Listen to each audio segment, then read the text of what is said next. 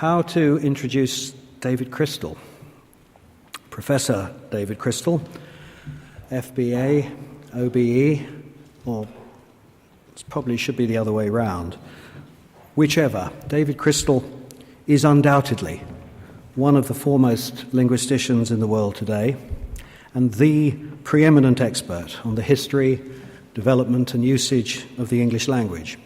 His OBE, perhaps uniquely, was for services to the English language. He has made numerous radio and television programs, including the BBC's Story of English series. He has been president or patron of numerous language-related organisations, including the International Association for the Teaching of English as a Foreign Language. Following his early years as a research student at UCL, working with Randolph Quirk on the Survey of English Usage project, he has taught at several and lectured at scores of universities around the world. When the Globe Theatre bravely decided to put on a performance of Romeo and Juliet in authentic Elizabethan pronunciation in 2004, it was David Crystal, naturally, who they turned to as their language consultant. Underpinning these activities, David has published around 100 books on phonetics and phonology, on language teaching, language death and lexicography, on grammar and stylistics, on the language of the internet, and on English as a global language. From a proprietorial Cambridge standpoint and celebrating yet another anniversary, it is exactly 40 years since his book Prosodic Systems and Intonation in English inaugurated the Press's flagship academic series, Cambridge Studies in Linguistics. And it was in that same year, 1969, that David became editor of the Press's flagship serial, the Journal of Linguistics. But perhaps most significantly of all, and most appropriately for someone with so encyclopedic a range of interests, David is the author of two of the most respected and widely used reference books on the subject of language, the Cambridge Encyclopedia of Language and the Cambridge Encyclopedia of the English Language. Combined sales to date, 475,000 copies. And if that weren't enough, in 1990 he edited the Cambridge Encyclopedia, whose entries range from the A-bomb to the zygote. All that, and he also speaks Welsh. Ladies and gentlemen, David Crystal.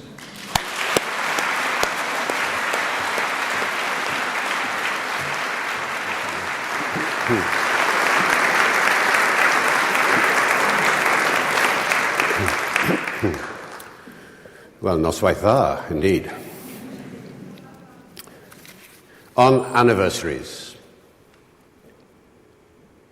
As a general encyclopedia editor, I was for many years professionally interested in anniversaries and the events that give rise to them.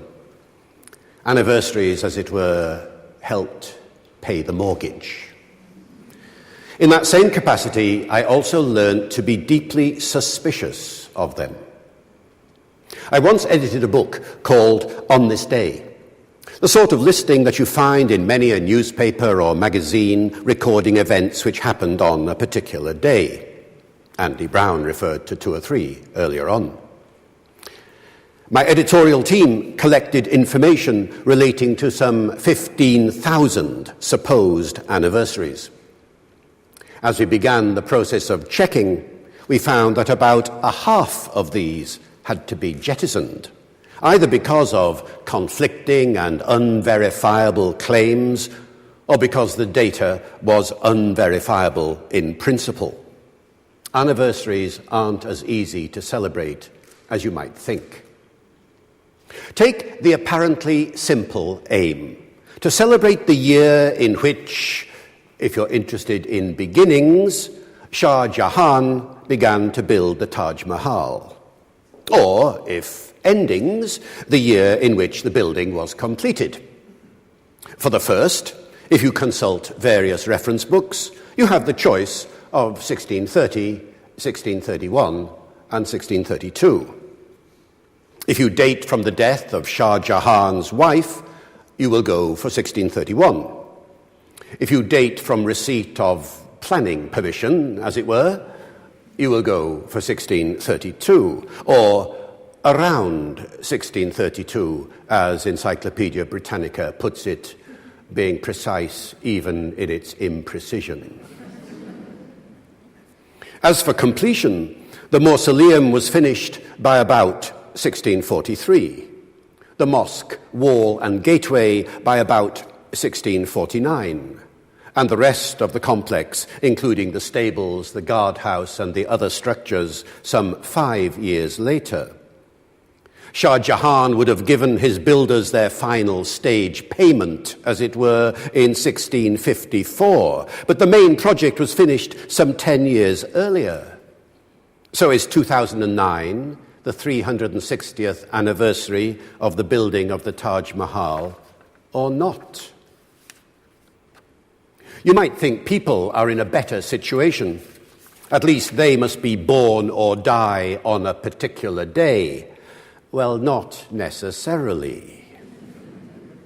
Depending upon which book you read, Louis Armstrong was born either on the 4th of July, 1900, as he repeatedly claimed himself throughout his life, or the 4th of August, 1901, as a researcher suggested in the 1980s, having unearthed a baptism certificate.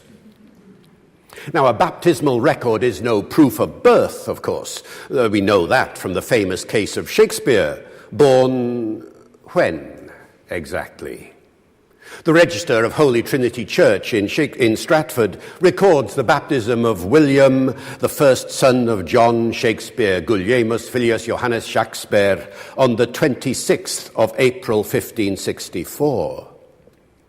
Now, the custom of celebrating the birthday on the 23rd really began in the 18th century, fostered probably by a natural desire on the part of most people to see England's greatest dramatic poet celebrated with and associated with the feast day of St. George, England's patron saint.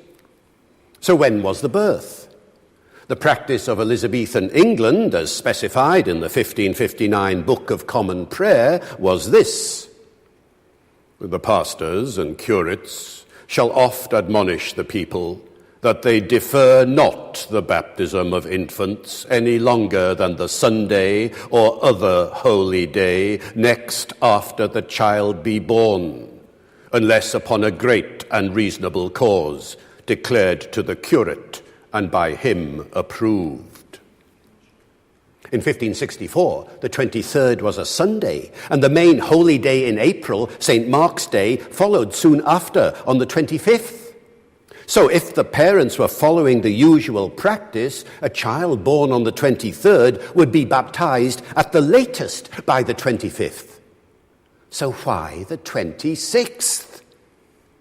Well, maybe there was a great and reasonable cause to delay things. Maybe the Shakespeares were influenced by the widespread superstition that St. Mark's Day was unlucky. There is no evidence to suggest any of these things for definite, and without such evidence, the tradition stands. End of story? No. Beginning of story. For the 23rd of April in 1564 was not the same as the 23rd of April today. By the mid-16th century, the Julian calendar had fallen 10 days behind the solar year. So in 1582, Pope Gregory XIII introduced the Gregorian calendar, which we follow today. Most European countries immediately made the change. Catholic countries such as Italy and Spain had Thursday, the 4th of October, 1582, immediately followed by Friday, the 15th of October. But the then anti-papal England rejected the idea and didn't catch up until 1752, when September the 2nd was immediately followed by September the 14th. This means that in 1564 in England, the date referred to then as the 23rd of April corresponds to what we would today call the 3rd of May. There should be 2 birthday weekends in Stratford-upon-Avon each year, it seems to me. Now, the switch from old style to new style dates is the bane of the wannabe anniversarian.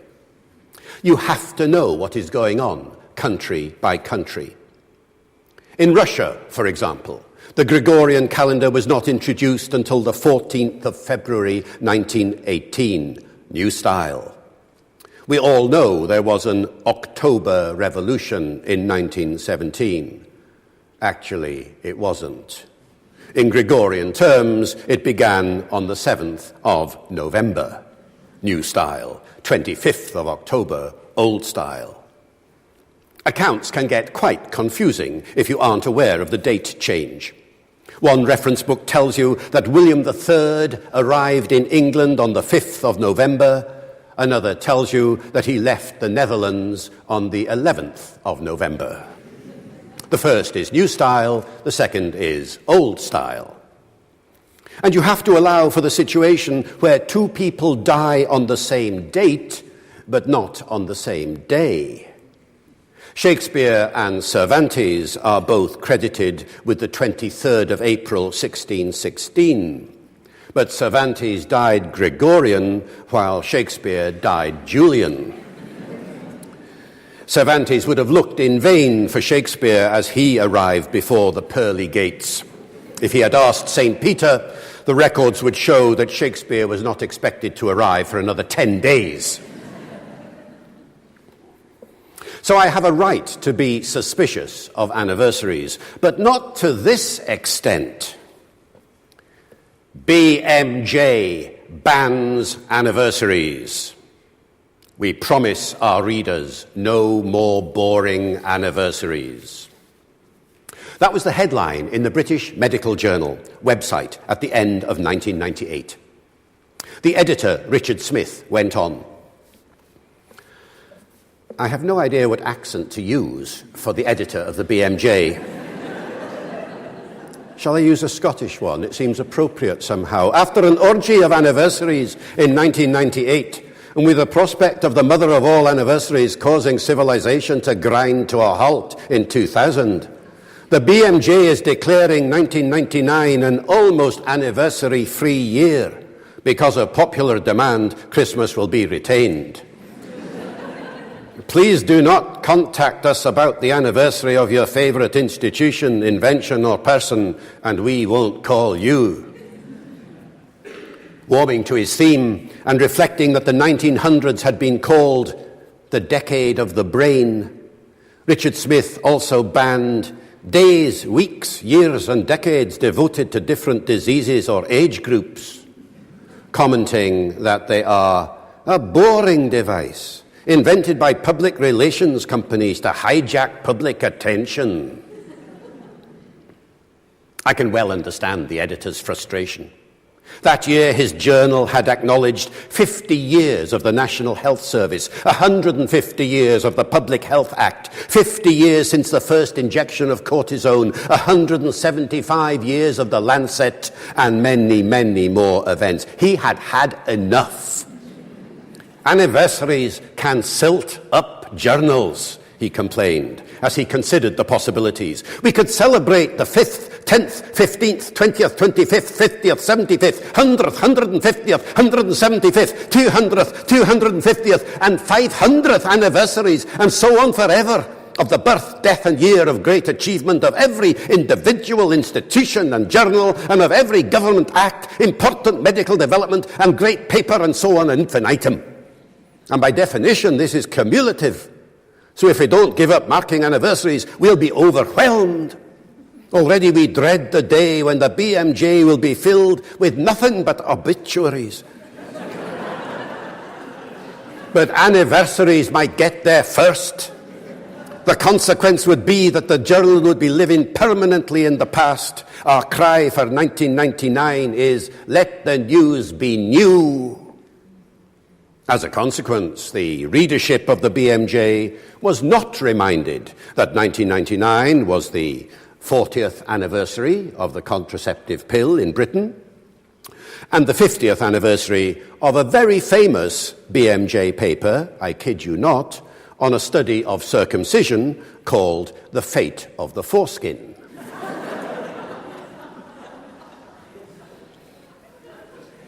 The editorial elicited 3 online responses. The first was rather clever. "In which case," said the writer, "you won't be interested to know that on June the 27th, 1999, Moorfields Eye Hospital will be celebrating 100 years at its current site in City Road in London."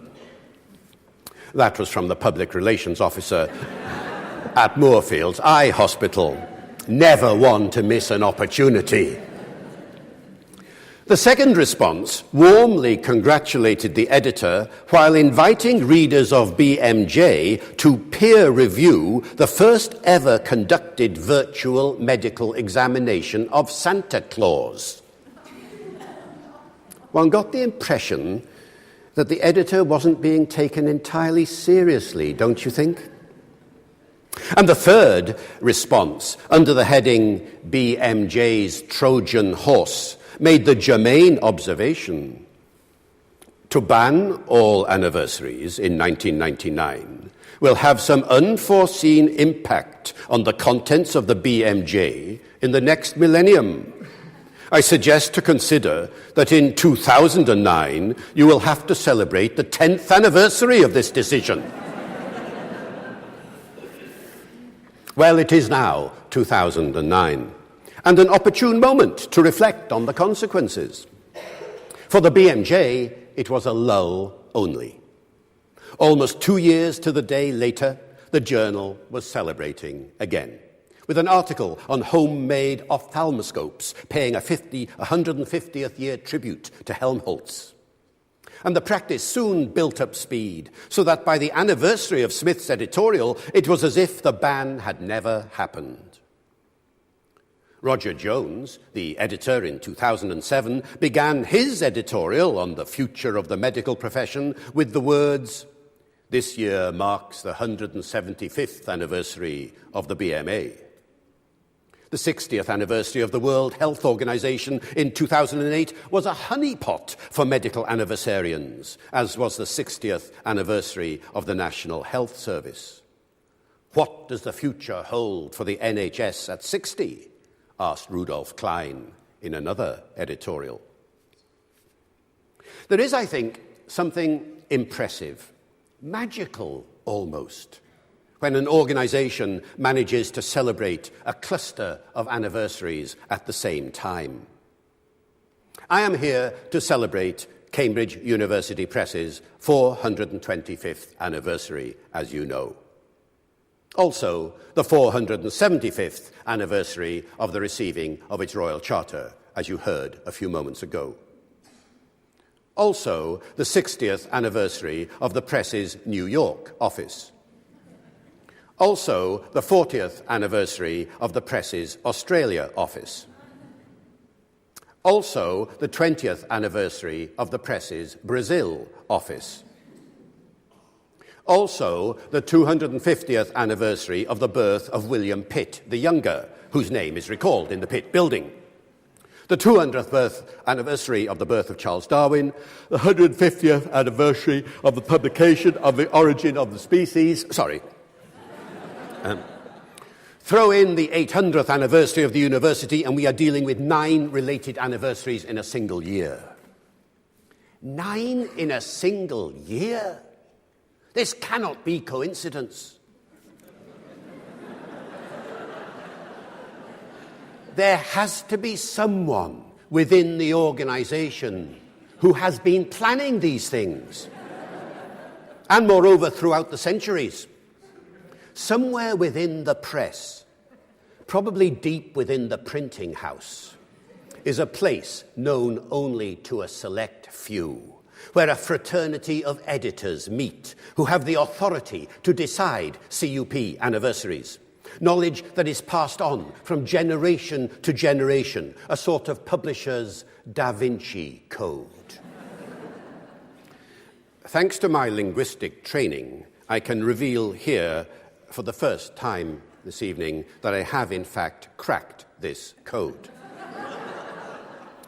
The Da Vinci Code turns out to be more than just an analogy.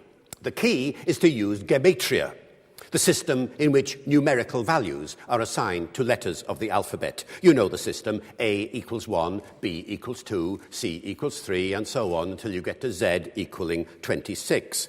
Identical values in words, or values separated by 100 in apparently unrelated names, are considered to be of the highest mystical significance. The total for Cambridge is 62. The total for Da Vinci is 62. The total for Stephen Bourne is 162. Add all the letter values up in the phrase Cambridge University Press and you get 303. Add all the letters up in the phrase Priory of Zion, whose role in the Da Vinci Code was critical, that's 179. Then add Da Vinci twice, 2 62s is 124, and you get 303.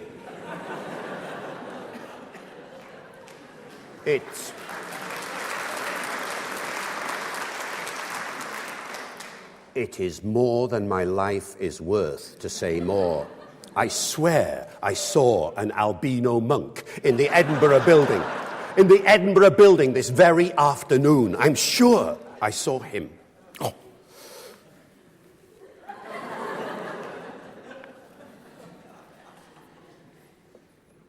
In all of this, the focus, as the word anniversary suggests, is on years.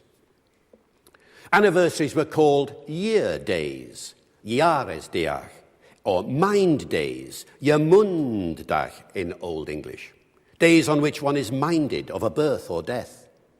The Latin word anniversarius, meaning returning yearly, is not recorded until 1230, when it's used first as an adjective, and not until 1552 as a noun, according to the dictionary that the other organization produces. It is an ecclesiastical term used with reference to saints' days. Later still, anniversary is the celebration that takes place on a particular day. The word was also used to refer to actual events or objects which identify an annual observance, such as a commemorative activity or a publication. Thomas Dekker in 1612 talked about chanting anthems, anniversaries, and dirges. Robert Southey in 1829 refers to a yearly published review as an anniversary, what today we'd call an annual, I suppose, as in Christmas annual. A rare use of a verb, to anniversary, has been noted in the 19th century. And the term I used a little while ago, anniversarian, is not yet recorded in the Oxford English Dictionary, though it has been used for some time, especially in American English, to refer to someone who celebrates an anniversary. In particular, anniversarians are orators or keynote speakers at annual celebratory gatherings, such as college, fraternity, sorority occasions. The term has retained its etymological emphasis on years, but the time reference of the event being celebrated often narrows. We remember years and dates, obviously, but also days with variable dates, like Martin Luther King Day, for instance. We remember months, Scout Anniversary Month, for instance. We remember weeks, NHS Anniversary Week. We remember hours, the 11th hour of the 11th day of the 11th month. We remember minutes, a memorial silence at 8:46 a.m. New York time on the 11th of September. We even remember seconds, as when 1999 became 2000. The term can also be broadened above a year, though this is less usual. You don't usually find people celebrating 2-year periods or 3-year periods, though you do get the occasional biennial and triennial. But decades are common enough. US naval aviation celebrated a diamond anniversary decade between 1981 and 1990. And we're in the second year of an anniversary decade right now, the Luther decade, remembering the period from September 1508, when Luther arrived in Wittenberg, to 1517, when he nailed his 95 Theses to the door of the church there. Most people see anniversaries as being of purely personal interest, hence the many gift ideas, such as the lists of materials which symbolize major wedding anniversaries or an anniversary edition of a newspaper on a birthday. Today, various technologies can help you remember that there is an anniversary. Last year saw the launch of the iDays for the iPhone and iPod Touch. The application keeps track of all the birthdays and anniversaries in a user's contact list, listing forthcoming events by age, name, or event type. You can press a Celebrate button for each contact, and that brings up a pop-up screen supporting email and gift links on Amazon. And if that isn't enough, there's a proposal now to develop a Remember ring. 24 hours before a special day begins, a hot spot on the ring's interior would begin to warm up to 120 degrees Fahrenheit for approximately 10 seconds. And in case that didn't do the trick, the ring would continue to warm up every hour, on the hour, all day long. Only the most pain-insensitive individual would forget their wedding anniversary under such circumstances, it seems to me. In the USA, a new trend was identified in 2008, the celebration vacation. American families are hitting the road to mark life's special occasions, said a report, and followed this up with the news that in 2009, Walt Disney Parks and Resorts were letting people in for free on their birthday. In the UK, rather more traditionally, there's an anniversaries office at Buckingham Palace, which arranges congratulatory messages from the monarch to mark 100th birthdays and 60th wedding anniversaries. Something that's happened since 1917. In fact, it's more than just 160. Cards are sent to those celebrating their 100th and 105th birthday, and every year thereafter. We should be so lucky. And to those celebrating their 60th, 65th and 70th wedding anniversaries, and every year thereafter. It's the Pensions Service that informs the Anniversaries Office of birthdays for recipients of UK state pensions. But data privacy factors mean that there's no automatic means of alerting the office for wedding anniversaries. If you want a card sent to someone, you have to make an application yourself, and well in advance. Different countries do different things. Britain perhaps has something to learn from Germany. Like Britain, the federal president congratulates people on reaching their centenary, their 105th, and all succeeding birthdays, and also couples on their 65th, 70th, and 75th wedding anniversaries. But he also accompanies the message with a small financial gift. Imagine the excitement. Moreover, at the president's request, the federal president may act as honorary godfather to a family's 7th or subsequent child, but only to one child in the family. Once accepted, the president issues the parents with a certificate and a gift, currently €500. According to the Bundespresident's website, federal presidents have become godfather to over 72,000 children in Germany since 1949. Mr. Brown, eat your heart out. Do you want Mr. Brown as your godfather? Sorry, that isn't in the script. That is not in the script. Sorry. Why do the Germans do this? The President's office explains. In becoming a child's godparent, the federal president is highlighting the state's special responsibility for the welfare of large families, as well as the importance of the family and children to the community as a whole. The intention is also to focus attention on the problems of large families, finding suitable accommodations, for instance, and encourage cities and local communities to offer help and support. Another purpose is to raise the social status of families with a large number of children. Clearly, the recognition of anniversaries is being motivated by other factors than the personal. And this can also be seen from the Octo website announcing the 800th anniversary of Cambridge University. It says, in marking the year, we aim to strike a balance between academic achievement and celebration, respect the past, celebrate the present, and leave a legacy for the future. We're keen to ensure that many of the ideas and plans for the 800th anniversary provide a springboard for the future, starting something fresh that will grow in years to come. That captures it well. The anniversary provides an opportunity for fresh thinking. It motivates people to reflect on how things have gone with respect to their topic of interest and where they want to go. And there is always somewhere else to go, for is there any subject in the world not worth revisiting? But any renewal of connection costs time, energy, and money. And there are hundreds of anniversaries competing for our attention at any one time. I can see why Richard Smith saw anniversaries as a boring device invented by public relations companies to hijack public attention. But hijacking public attention is precisely what anniversaries are all about. And when the domain being anniversaried is one which is close to your heart, the activity is by no means boring. The social role of anniversaries is well illustrated in South Africa by the decision of its government to mark major anniversaries in the history of the struggle towards democracy.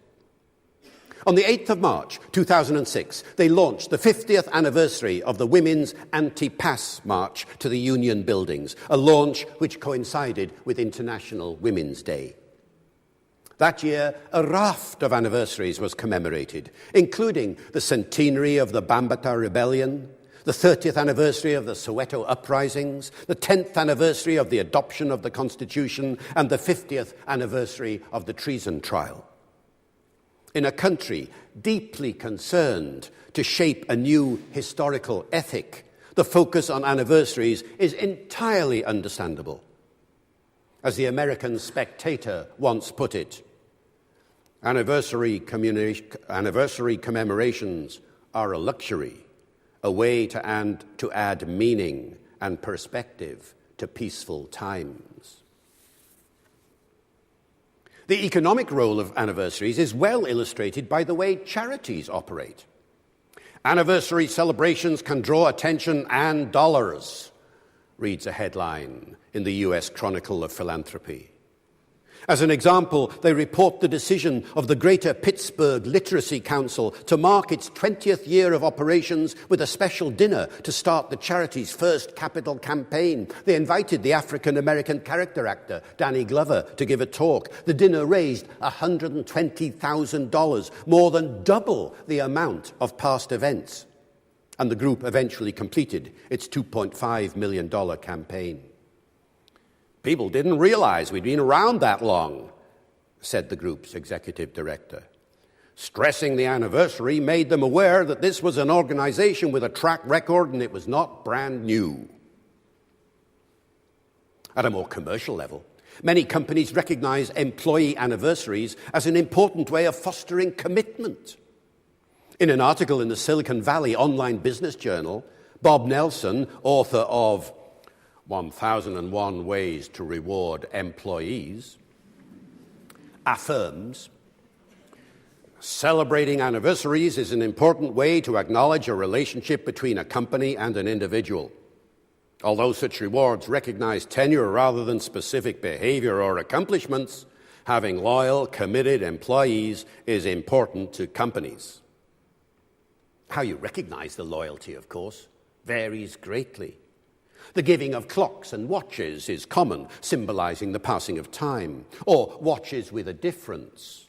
At Wilson Learning Corporation, based near Minneapolis, each new employee, after passing a 3-month probationary period, is given, as a reminder always to have fun working for the company, a Mickey Mouse watch. On the 10th anniversary, the employee is given a gold Mickey Mouse watch. I have mentioned this story to several hard-nosed academics, and every time their face displays a look which I can only describe as supercilious envy. I can't see my VC doing that, said one rather sadly. That would be the day, wouldn't it? It's remarkable how many contexts attribute significance to anniversaries. And notwithstanding the public scorn, most people are realists. Economic commentator Samuel Britton observes, anniversaries of people's deaths or births are artificial affairs. There's no more reason to play the music of Mozart 250 years after he was born than there was after 249 years or will be after 251 years. But he nonetheless concludes, given the media fixation on such anniversaries, we might as well take advantage of them to call attention to ideas which may be otherwise overlooked. Are there memories left that are safe from the clutches of phony anniversaries? Guardian journalist W.J. Weatherby. And yet when we start to explore them, it is rare to find an anniversary that is truly phony. That is, of no value to anyone. Certainly there are anniversary sites which many people would find strange. One site I found, for example, asks for volunteers so that people who have had successful bariatric surgery, weight loss surgery, can receive a congratulatory message on the anniversary of their operation. Well done for losing weight a year ago. But the site is very popular and plainly performs a useful therapeutic function. Is it worth having a site which celebrates the 40th anniversary of Sesame Street and the arrival on our television screens of the first Muppets? I have yet to meet an academic who thinks that's a bad thing. Evidently, we have a fascination with anniversaries. It seems we cannot have enough of them. The frequency with which an On This Day column appears in newspapers or websites illustrates the perennial interest in the genre. Book collections of such dates appear, and have done for over a century, with such names as A Dictionary of Dates. W&R Chambers published their Book of Days in 2 volumes, over 1,600 pages in 1866. The book sold extremely well and went through several editions. Modern books sell similarly. There seems to be a universal curiosity to find out about the events that happened throughout history on a significant day, such as one's birthday. Some people set great store by them. All organizations do, otherwise we wouldn't be here today if it were otherwise. It's partly the pleasure of coincidence. Everyone is intrigued by coincidences, and especially by events which are time-related, such as when someone is born or dies on the same day, as in the supposed case of Shakespeare. For others, it's just an intriguing or jocular conversation point. People seem quite impressed by the fact that I share my birthday, the 6th of July, with rock and roll star Bill Haley. But it is a selective and fragile interest. I get a different reaction when it emerges I also share my day with George W. Bush. Whatever the reason, all 366 days of the conventional year are treated with considerable respect. 367 even, if you recall, February the 30th. An extra leap day added to Sweden's Julian calendar in 1712 to resolve dating discrepancies. Simon Denison, the editor of British Archaeology, wrote an opinion piece in 2001 which he called Moving Beyond the Anniversary Cult. He echoed the BMJ editor in his opening. A new year, a new set of anniversaries. That strange phenomenon so beloved of diary manufacturers, parade organizers, and history magazines.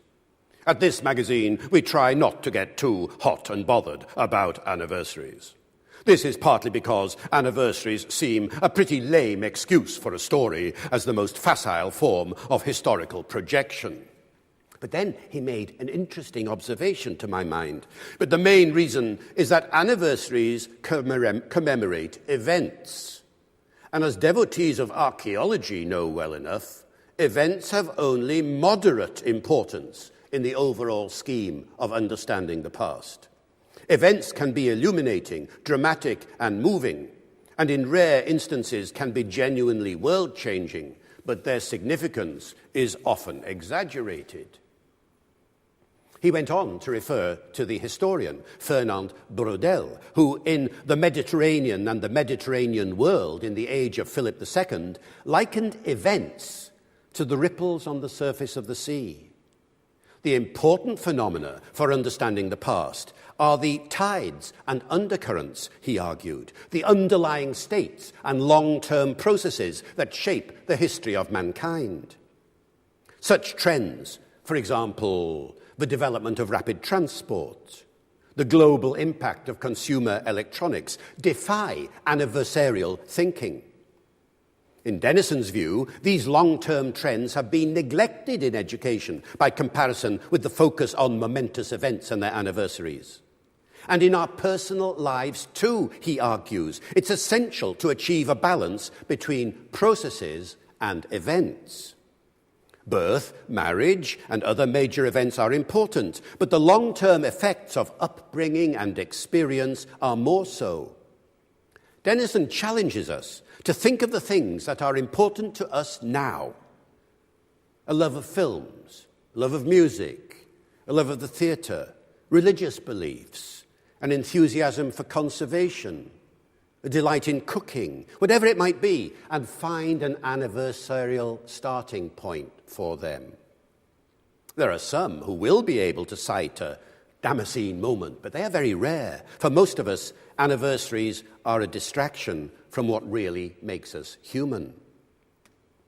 And yet without them, something is lacking. Anniversaries focus the mind. They're a distraction, yes, but a necessary one. I cannot do without them, personally. And I therefore happily bathe in the myriad anniversaries that surround my subject, linguistics, this year. If your interest is in the language of literature, for example, you can attend innumerable events surrounding the 400th anniversary of the publication of Shakespeare's sonnets, the 250th anniversary of the birth of Robert Burns, the 300th anniversary of the birth of Dr. Johnson, the 225th anniversary of his death. In 2009, also, linguistic folklorists can meditate on the significance of the fact that while stationer Thomas Thorpe was publishing the first edition of Shakespeare's sonnets, folklorist Thomas Ravenscroft had a book published containing the first reference to 3 blind mice. Linguists with sociological or cultural interests can take heart from the fact that 2009 is the 30th anniversary of the Plain English campaign, when founder Chrissy Marr publicly shredded hundreds of official documents in Parliament Square, London. It's also the 425th anniversary of Sir Walter Raleigh's expedition to Roanoke Island in Old Virginia, now North Carolina, where he hoped to establish an English colony. His first expedition failed, as did others, but the one in 1606 succeeded. Within weeks, the sailors were writing letters home in which there were such Americanisms as moccasin, wigwam, and skunk. A new dialect of English was being born. Linguists with technological interests can reflect on the fact that this year is the 40th anniversary of ARPANET, the US Department of Defense project for research into networking, which became the basis of the Internet. It's also the 30th anniversary of the first commercial cell phone system operated by NTT in Tokyo. A remarkable array of new genres of language has developed as a consequence of these technologies, such as email, chatroom dialogue, instant messaging, blogging, text messaging, and, of course, tweeting. Some of you may be tweeting right now. Blogging has an anniversary this year. It went public with the launch of Blogger.com in 1999. Happy birthday, dear bloggers, you've rewritten the rules, was the headline in The Observer by John Norton. And 1999, of course, was the year when we first heard of Google. Anniversaries make us reflect. Being asked to give this lecture in 2009 makes me think back on my own working relationship with the press. As Andy mentioned a little while ago, it is indeed 40 years since I was first published by the press, with 2 books coming out in 1969, both published by the Syndics in Euston Road, London. 20 years later, and we were putting the first edition of the Cambridge Encyclopedia to bed, this time in Annandale Street, Edinburgh. An unusual address to be associated with the press, indeed, but a consequence of a short-lived but exciting joint venture project between the press and W&R Chambers, in which the Edinburgh firm took responsibility for the book's production. 5 years later, the first edition appeared of the Cambridge Encyclopedia of the English Language, or CEEL, as it's known in-house, in the now familiar setting of Shaftesbury Road. That seems to have put me in a unique position as far as the press is concerned, for in Michael Black's history, I am mentioned not once, but twice. The Cambridge Encyclopedia on one page, and CEEL actually has its own picture on another. Truly an honour, for the only other authored works, if you exclude the Bible, pictured in those pages are those by Isaac Newton, Lord Acton, and Charles Darwin.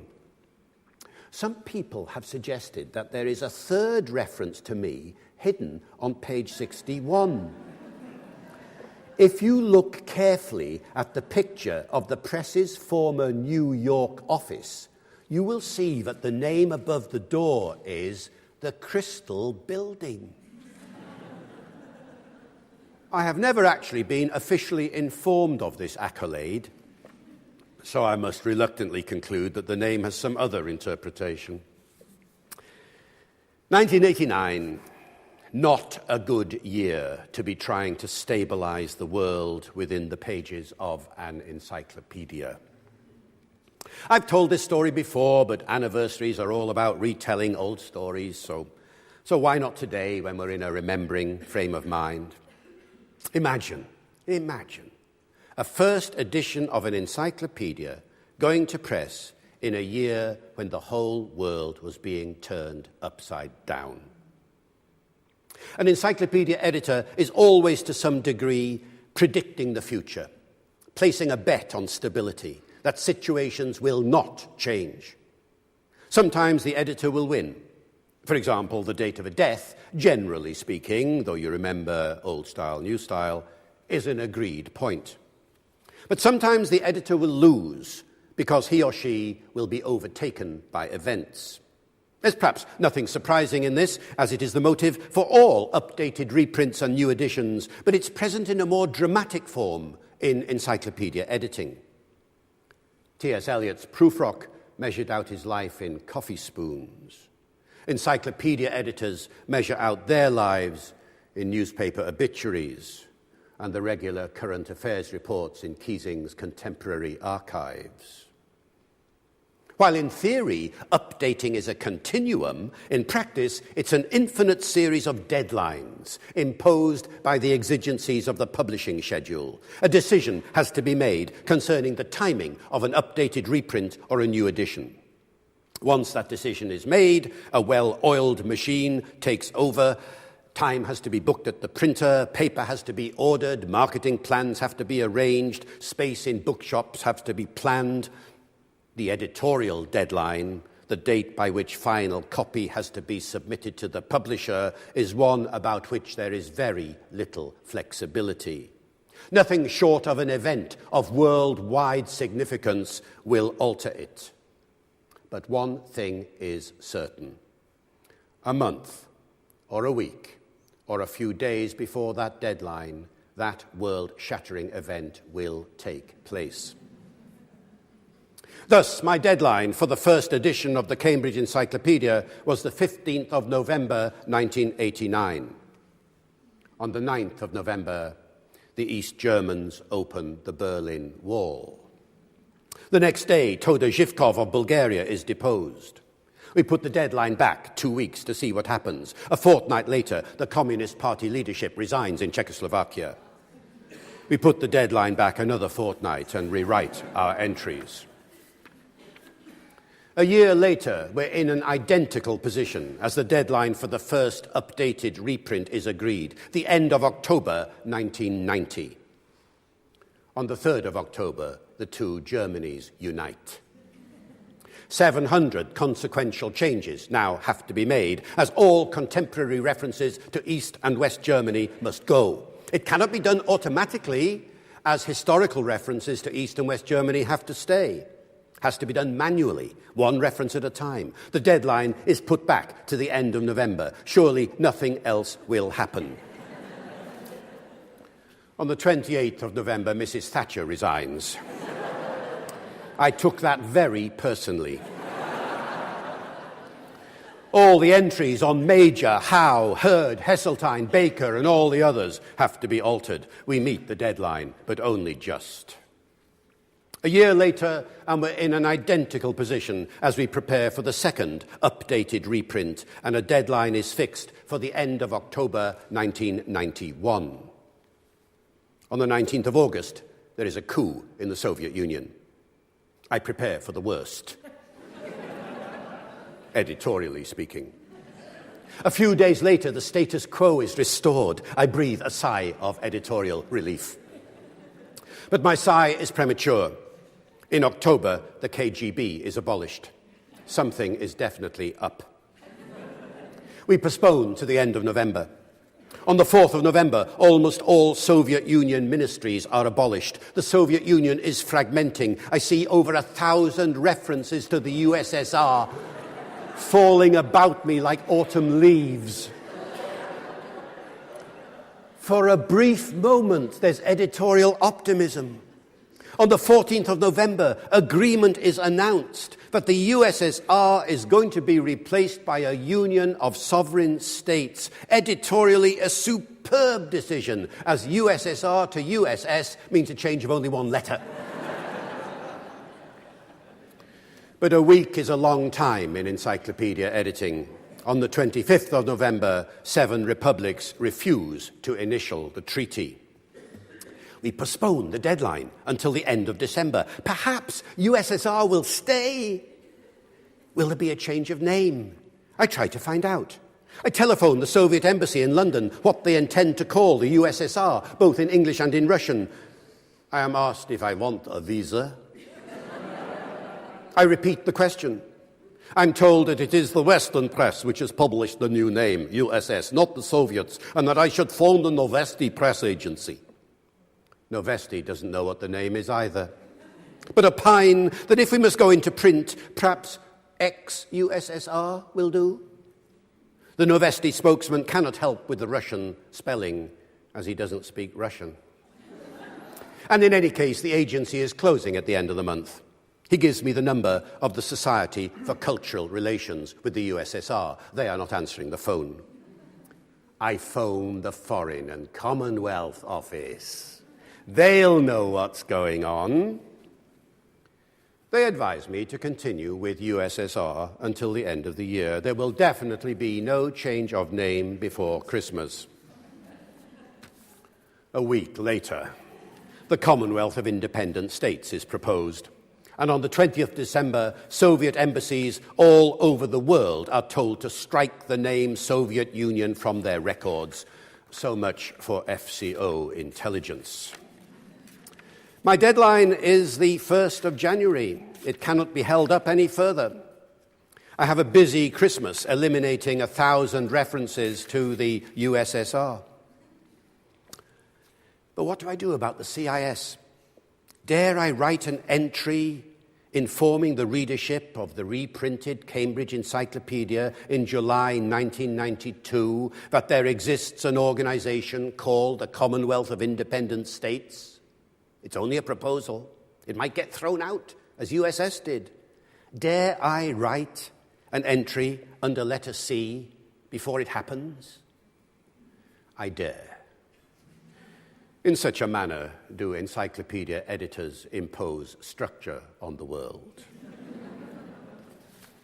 As we all know, the CIS did come into being. I was not embarrassed when the reprinted edition eventually appeared.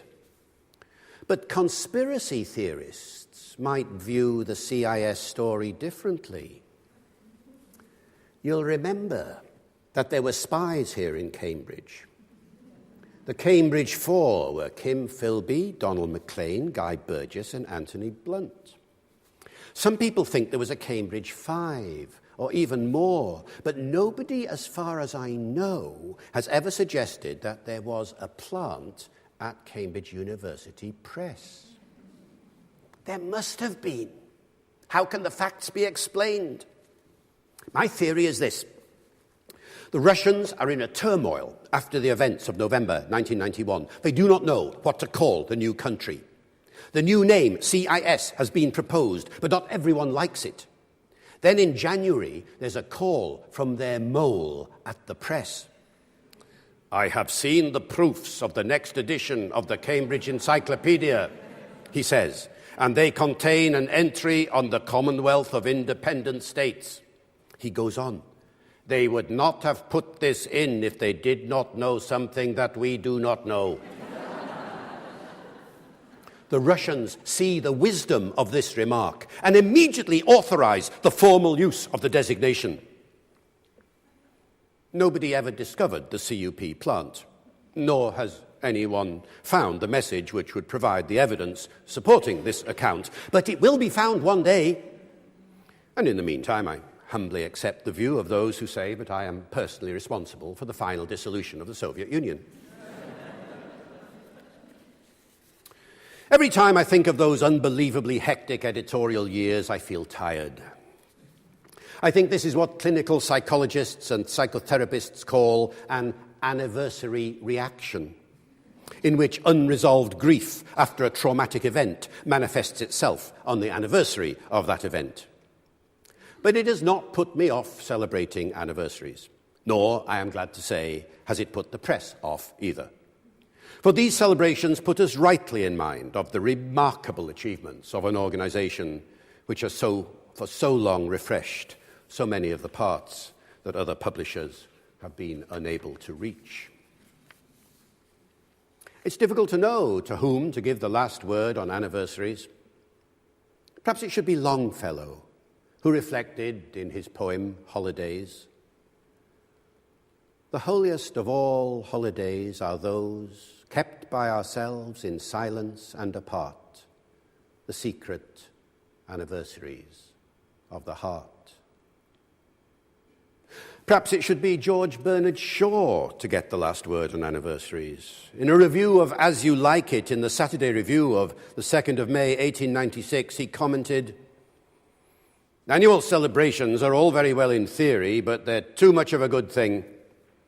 I've long ceased to celebrate my own birthday, and I don't see why I should celebrate Shakespeare's. But my vote for the last word on anniversaries is Liverpool football manager Bill Shankly. The one you may recall who denied that football was a matter of life and death. It's much more important than that. Here's someone who gave anniversaries both respect and disrespect at the same time. And I can't think of a better way of summarizing the ambivalence I've encountered towards the notion of anniversaries. He said, "Of course I didn't take my wife to see Rochdale as an anniversary present. It was her birthday. Would I have got married during the football season? And anyway, it wasn't Rochdale. It was Rochdale Reserves." Thank you very much, ladies and gentlemen.